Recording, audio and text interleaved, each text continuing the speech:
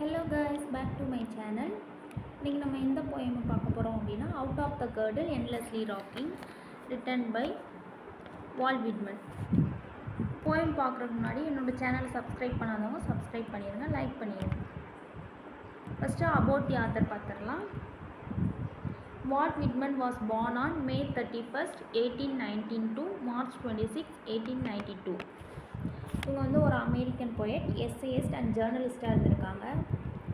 He is considered one of the most influential poet in American லிட்ரேச்சரில் ஒரு most இன்ஃப்ளூயன்ட் போயட்டாக இருந்திருக்காங்க, consider பண்ணுறாங்க.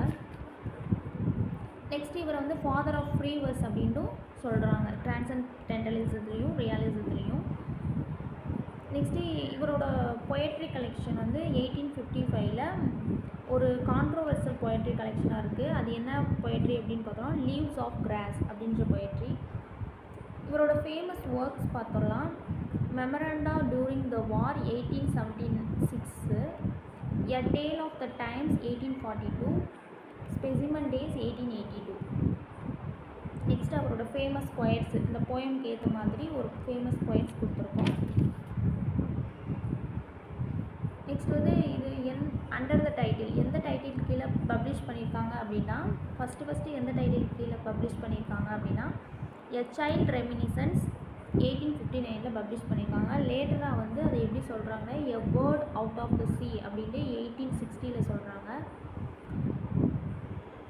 Highly symbolic title was given it 1871ல் கொடுத்துருக்காங்க.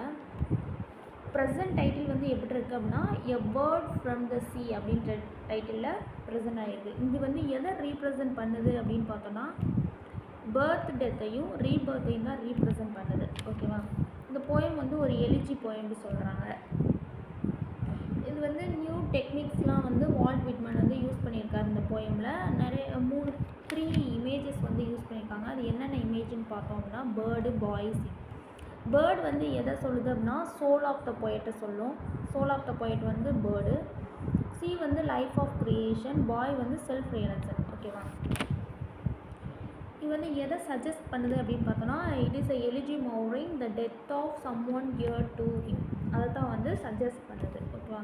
இதோட மெயின் ஐடியாலஜி என்னன்னு பார்த்தோம் அப்படின்னா ரிலேஷன்ஷிப் பிட்வீன் சஃபரிங் அண்ட் ஆர்ட்டை தான் வந்து எக்ஸ்பிரஷன் பண்ணுது. ஆர்ட் வந்து சப்ளிமிஷன் ஆஃப் ஃப்ரஸ்ட்ரேஷன், இது experience of love and death. இது வந்து எதை எக்ஸ்பீரியன்ஸ் பண்ணுதுன்னா லவ் அண்ட் டெத்தை தான் எக்ஸ்பீரியன்ஸ் பண்ணுது. நெக்ஸ்ட்டு ஓவரால் சம்மரி பார்த்துடலாம்.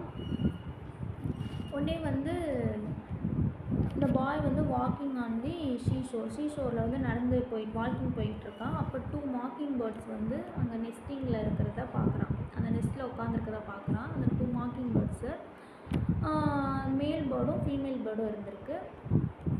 அந்த மேல் பேர்டு தான் வந்து வெளியில் போயிட்டு வந்து அதுக்கு தேவையான இறைச்சியை வந்து தேடிட்டு வரும். அந்த ஃபீமேல் பேர்டு வந்து எப்பயுமே வந்து நெஸ்டிங்கில் தான் இருக்கும்.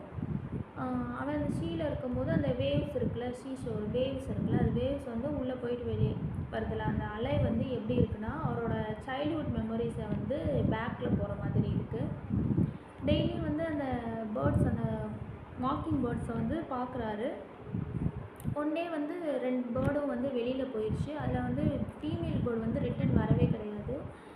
ஃபீமேல் பேர்டு வந்து tries to appear on day, அதான் வெளியில் போயிட்டு வரவே கிடையாது. அந்த மேல் பேர்ட்ஸ் வந்து அதுக்காக வெயிட்டிங்லேயே உட்காந்துருக்கு, இன்னும் வரலையே அப்படின்னு சொல்லிட்டு.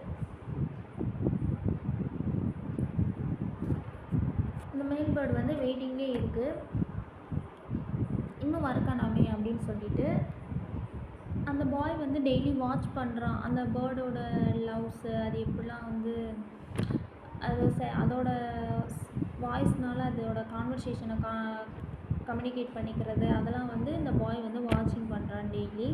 அப்போ இந்த பேர்ட் வந்து சாங் ஆஃப் தர் லவ், அது என்ன வேர்ட் சொல்லுது அப்படின்னா 2 டுகெதர் அப்படின்ற சம்ட் அப் தர் எக்ஸிஸ்டன்ஸ் அப்படி சொல்லுது.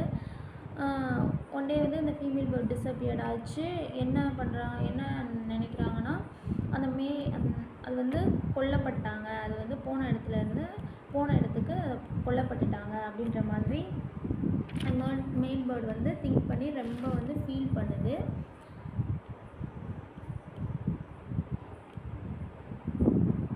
நெக்ஸ்ட் வந்து அந்த பாய் வந்து என்ன சொல்கிறான் அப்படின்னா அந்த மேல் பேர்ட் வந்து அனெக்சுவலி வெயிட்டட் ஹர், அதை வந்து வெயிட் பண்ணுது. ஹி அட்ரஸ்டு த விண்ட், எப்படி அட்ரஸ் பண்ணுறாங்க அப்படின்னா I wait and I wait till you blow my mate to me அப்படின்ற மாதிரி அட்ரஸ் பண்ணுறாங்க.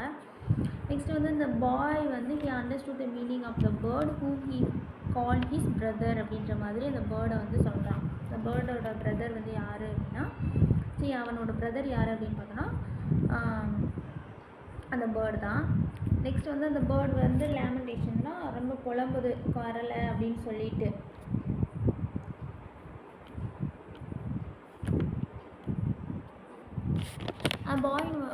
பாய் வந்து eagerly asked to the sea, let him know the ultimate meanings. The word ஃபைனலாக என்ன சொல்லுது அப்படின்னு பார்த்தோன்னா superior to all. Before daybreak the sea whispered to the poet.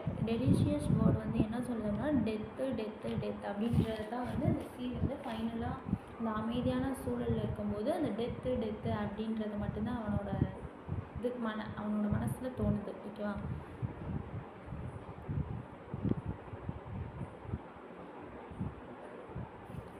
லாஸ்ட்டாக வந்து இந்த போயம் எதை பற்றி டிஸ்கிரைப் பண்ணுறோம்னா யங் பாய் அவேக்னிங் அஸ் த பொயட்டு.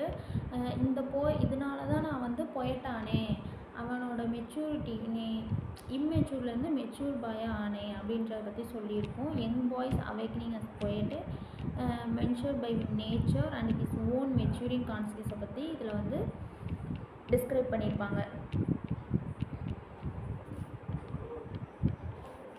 இதோட தீம் என்ன அப்படின்னு பார்த்தோன்னா த பேசிக் theme of the poem is a relationship between suffering and art தான். அதுக்கப்புறம் வந்து describing young boy awakening as a poet. இவன் வந்து பொயட் ஆனதுக்கு வந்து இதான் இந்த மாக்கிங் பேர்ட்ஸ் தான் காரணம் அப்படின்ற மாதிரி சொல்லி இந்த போயம் வந்து முடிச்சிருப்பாங்க. Thank you guys.